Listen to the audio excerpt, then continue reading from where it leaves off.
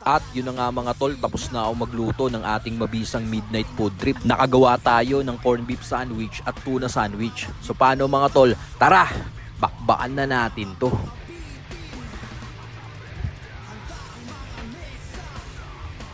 Sayang.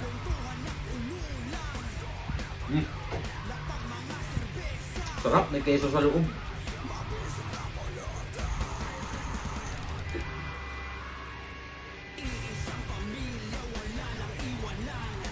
Bisa mga tol, gawa kayo nito.